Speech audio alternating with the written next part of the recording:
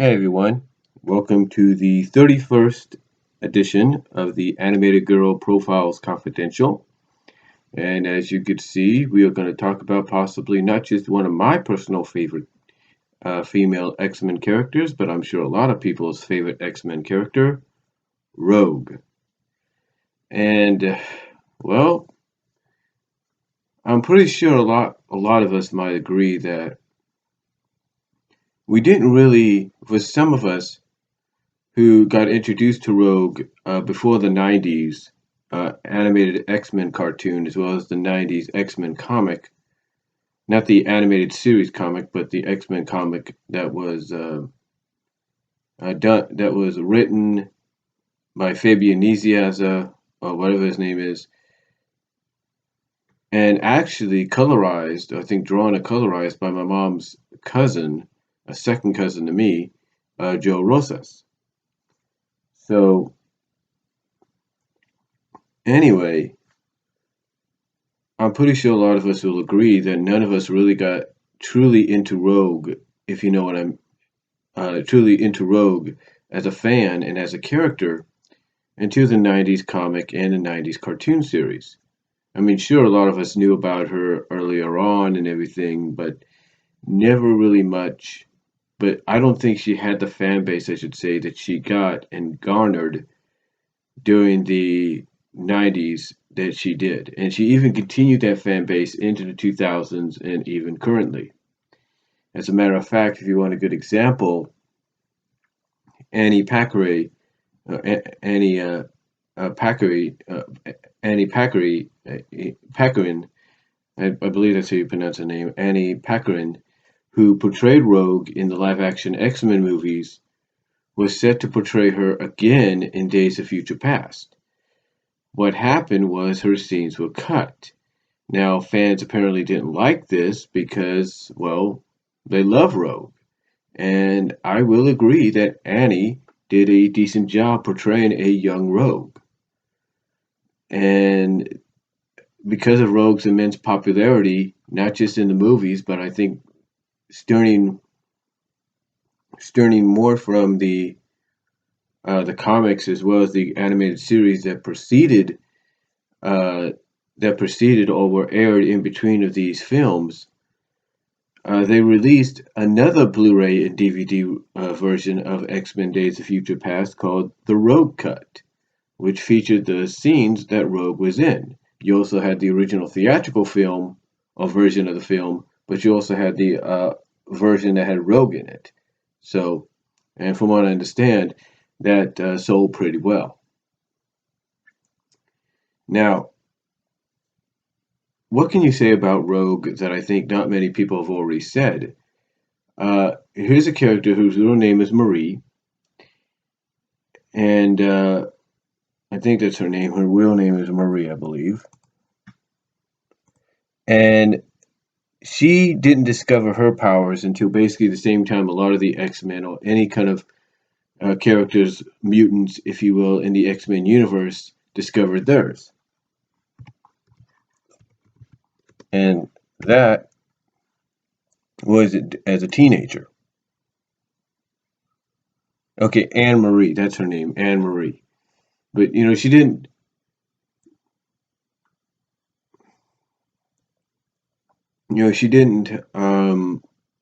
discover her powers until she was a teenager, about 16, 15 years old. Mostly 16, I think it was described in the 90s cartoon, and I believe somewhat in the Evolution one, and I think even continued on in Wolverine and the X-Men, and I think that's also talked about in the comics as well. And they even showcase it in the live action in the first X-Men film. Basically, it's around the age of 16, 17 that she discovers her powers. And how does it all happen? Basically, by a touch or a kiss she gives to her then boyfriend, Cody. So, yeah, she ends up basically absorbing absorbing his power. Well, he didn't really have a power at the time, but mostly absorbing his energy enough to put him into a temporary coma for a while. And for anybody, like I said, that's a fan of Rogue, a fan of the X-Men, basically you know that this freaked Rogue out and made her an outcast among not just friends but family. Now, apparently they didn't do this in the movies, but it was always indicated in the comics and definitely supported in the 90s cartoon series, and I believe as well as continued on in Evolution, and definitely and I guess somewhat continued on in Wolverine and the X-Men, that her mother, not biological mother, but her adoptive mother, is Mystique. Now, I don't know why they never touched on this in the live action films. Maybe if they do another trilogy, which who knows if they will or not, they might hopefully touch upon it down the line. But with the exceptions of the movie, she was never, with the exceptions of the movies, uh, it was always indicated in some shape or form that Mystique was her adoptive mother, if not the only mother she's known. And in the 90s cartoon series, they really take advantage of this in several episodes throughout several seasons. You know, they even get to a point, I think it's in season 3 or 4, where we finally get that revelation that biologically, um, Nightcrawler is Mystique's son because she gave birth to him, but she is the stepbrother, the adoptive brother, but Rogue is his adoptive sister, uh, through Mystique taking her in and adopting her. We also find out in the X-Men cartoons at the same time that Graydon Creed was also born of Mystique, but he was the only normal one out of him and Nightcrawler not to be born as a mutant. So yeah, Rogue apparently, according to the 90s cartoon series, had a very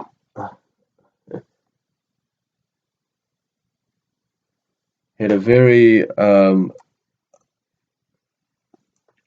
let's put it this way, she had a very interesting family tree, if not adoptive family tree at that. Now, I could probably understand if maybe this is why in the X-Men movies she had such a strong connection with Wolverine in the first two. In the first two movies, mostly in the first movie and somewhat in the second movie, she had this connection with Wolverine. So I guess that's a bit of a throwing a bone in the direction, in my opinion, of it referencing or at least acknowledging uh, that connection somewhat. I know that sounds kind of crazy to say, but I think that's what they wanted to do. I think that's what their intentions were, because Graydon Creed's father, if you want to know, is Sabretooth. So there's that connection there.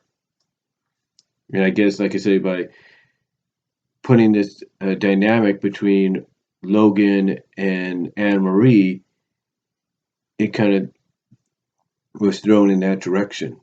It was kind of a reference, if you will, somewhat of a reference.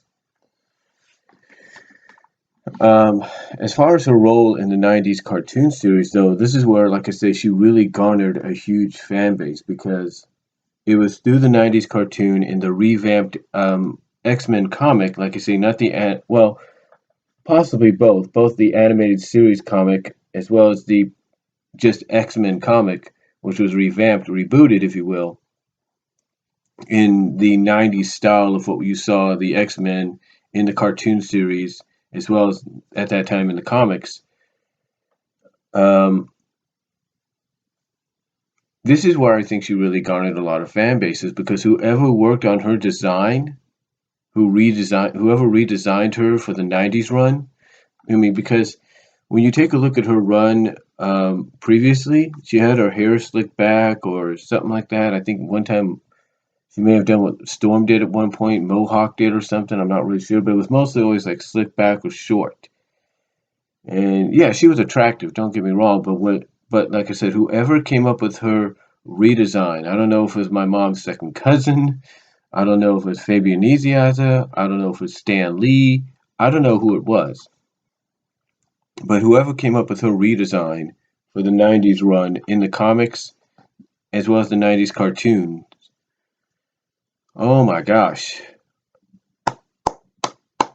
Got to give him a round of applause because this design, whether you want to admit it or not, attracted a lot of fans to her. Not just male fans, but all fans. The attraction, now the male fans, yes, it was because of, oh my gosh, how can you create a character so attractive, so beautiful, so sexualized, if you will, femme fatale, if you can, with that southern charm. It's like, how can you do that and not have young boys like myself and maybe many out there just going gaga over this character? I mean, it was because of this show and because of the comic that I became a fan of Rogue. I mean, I bought recently, several months ago, off Amazon, one of the original X-Men action figures with Rogue, with a power uppercut punch included, if you catch my drift. So it's like how can you not become a fan of this character, and if not being a young boy at the time, be attracted to this character? Now, for a female fan, yeah, there was possibly that beauty and attraction, but there was that attraction of, here's a strong Southern female, a strong female character like Storm that basically will not take crap from anybody, and most importantly, she will physically show you that she's not going to take crap from anybody. And I think that's what a lot of female fans saw in Rogue, was somebody that's not only was beautiful and attractive, but also was strong enough to stand up for herself and really, and I mean really and literally, and not just figuratively, but literally and physically back it up. Back up what she said. She really, I mean, basically, she was the one of the best badass female characters of the 90s in cartoon and comics. And I think that's what a lot of young female fans, even to this day, were and are attracted to the Rogue character, not just because of the beauty and all that, but because of the fact of she was just someone that could physically back up what she was going to say and not just figuratively. And I think that's why she's garnered such a huge fan base. I mean, obviously, Marvel has acknowledged it over the past several years. I mean, during the 90s, she even had her own comic book run, just like Storm did. Now, these didn't last too long, as far as I know, but she had her own comic book run like Storm did. Heck, they even dedicated a 48 page or 48 to 50 page X Men, one of the X Men anniversary specials, to her and Gambit. What does that tell you? And it seems that every story, comic book wise, in the 90s cartoon series, any story that she was like the central point of, I don't care what people say, they did a decent job. They did a decent, if not tremendous job with these stories. I mean, just that connection that they would always throw back to, that connection she would have with Mystique, just to go back to that. And how she, in a sense, she's kind of ashamed that this is the person she called Mama. This is the person that was not her biological mother, but just the only mother she knew.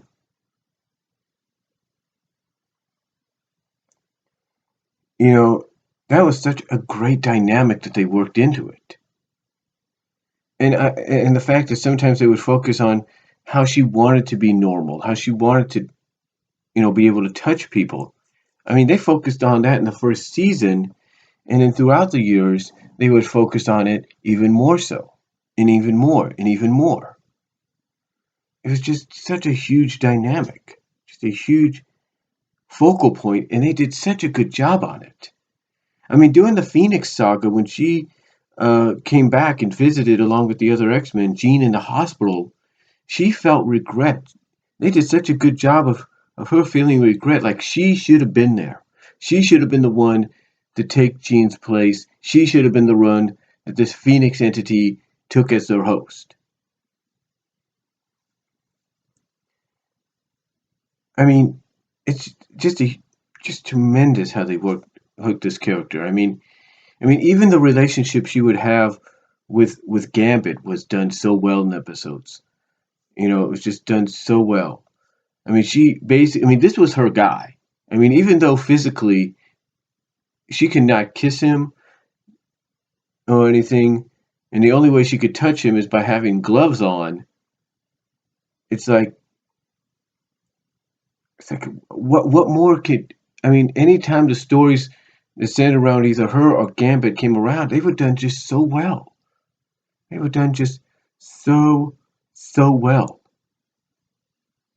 You know, I mean, one prime example to me is Externally Yours. I mean, here's an episode that, oh my gosh, what more can you say about it? It not only explores more into Gambit's past, but it shows how much Rogue is worried about losing Gambit to somebody else, even if that somebody's from his past.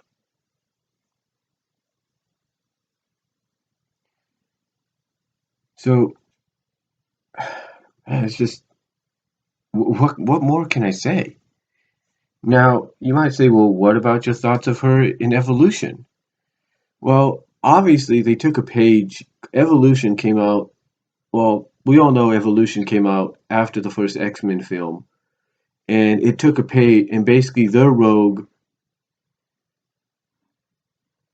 and basically their Rogue was based off the Rogue out of the X-Men films. Now, I'm not saying it was based entirely. I mean, the design obviously was based on her and everything, but they gave her more of a goth kind of look because what they did with Rogue here, and a majority of the series at times, she was a central point. I mean, she was just a huge central point here. And they made her disdain for being Mystique's adoptive, daughter even more apparent, even more emotional and dramatic. I mean, you have freaking Nightcrawler trying to talk sense into her at times, and there's a point, and this takes place after they've obviously in the following season, after the season finale where Apocalypse gets freed, where she ends up pushing a petrified statue of her adoptive mother Mystique to the ground and it shatters. Now, apparently, Mystique survives this because apparently, I don't know if that was really Mystique or not, but it shows you how much disdain she has at the fact that this mother of hers used her to do something that basically put the world in danger.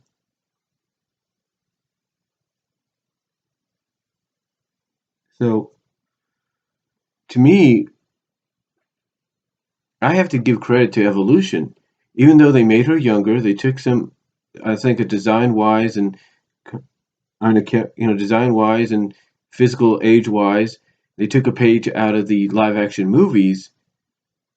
They did such a good job of developing and making this character grow and realize, hey, I can't. I mean, basically throughout Evolution, her character had true character development to the point she went from being this outcast, this loner, this member of the Brotherhood, to being a member of the X-Men and realizing, you know what? I can't have this disdain anymore. I cannot, be this way anymore. I mean, she ends up becoming BFFs with Shadowcat, Kitty. She ends up, in a sense, after, I guess, some sense is talked into her by Cyclops and Wolverine and a few others. She ends up becoming BFFs in a way with Jean Grey. So, to me, when I look at this, they did I got to give Evolution credit. In the few years it was on, they did such a tremendous job in really doing some great character development with Rogue's character. That basically, because of this character development, and even though she had a more gothic look at time throughout the series, she still obtained that fan base that she garnered back in the 90s. And then, of course, you have the follow up series, which was on Nickelodeon, which was Wolverine and the X Men. And I didn't really watch much of that, but from what I've seen, they did a tremendous job there too. And apparently, they took a page again out of the. Basically, Rogue's design here was a page, well, not just one page, but several pages taken out of the movie, the 90s cartoon, as well as the show, the X-Men Evolution show before that. And they really, from what I saw and from what I've heard, they really helped grow her character even more so to where she was a perfect blend of what you saw. Oh,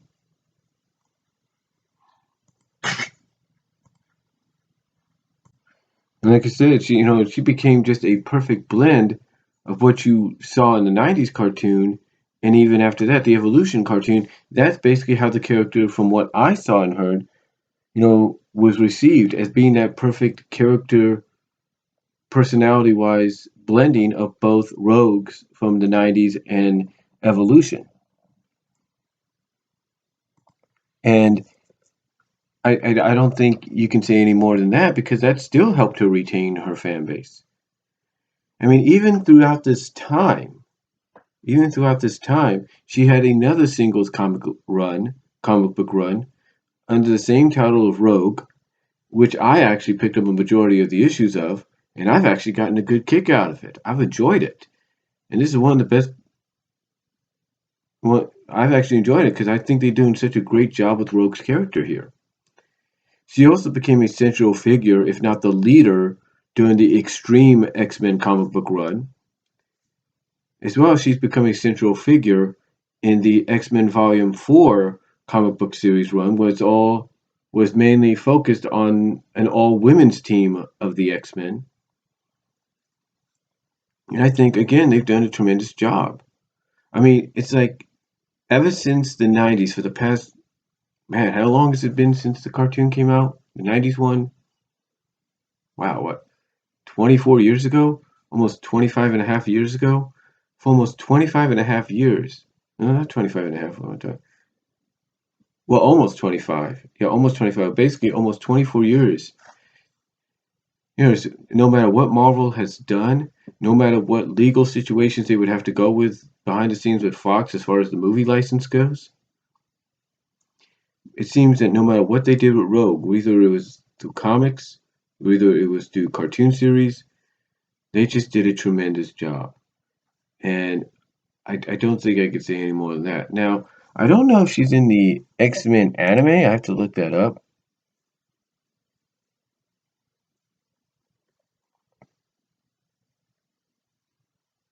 Yeah, she is in the X-Men anime. But it says she's briefly seen next to Colossus before leaping into action. It says she is shown flying and presumably possesses her original mutant powers in addition to her Miss Marvel powers. Yeah, and that's another thing too, in case you don't know. Uh, in case you guys don't know, she absorbs.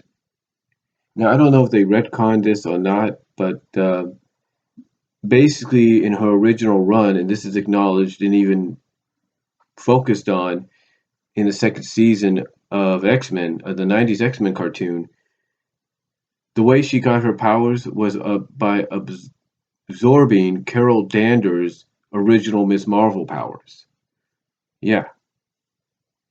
Now again, I don't know if they retconned that or they still keep that in flux because Carol Danvers and Miss Marvel, Captain Marvel now, a part of the MCU, the Marvel Cinematic Universe, and Rogue is it's part of Marvel and part of X-Men universe, but it's licensed to Fox still. So again, I don't know if they retconned that or not to kind of fix that because of that situation.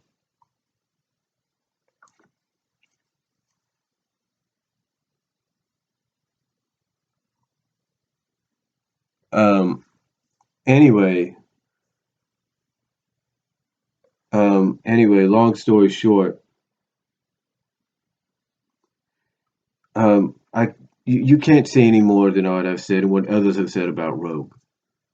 I mean, even Nostalgia Critic put her in the his top 11 hottest female characters uh, countdown or something many years ago, several years ago. And again, I can't say any more than what anybody else has said. You know, I mean, it's like I said, it's like no matter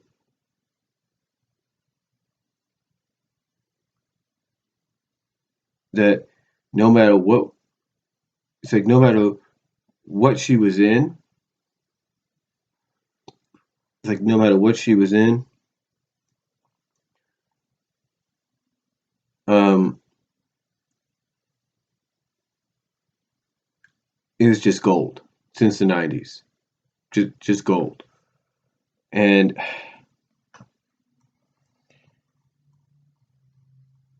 I can't say any more than that. So that's all I'm going to say on Rogue here on the 31st edition of the Animated Girl Profiles Confidential. Let me know what you guys think down below. Comment if you like. And let me know what your thoughts and memories are of Rogue. Let me know what your favorite moments are. And that's all I'm really going to say. So I'll talk to you all later. And I'll be back, hopefully, with the next Animated Girls profile. And you might be surprised who it might be and who may not be. So I'll talk to you all later. Peace out. God bless.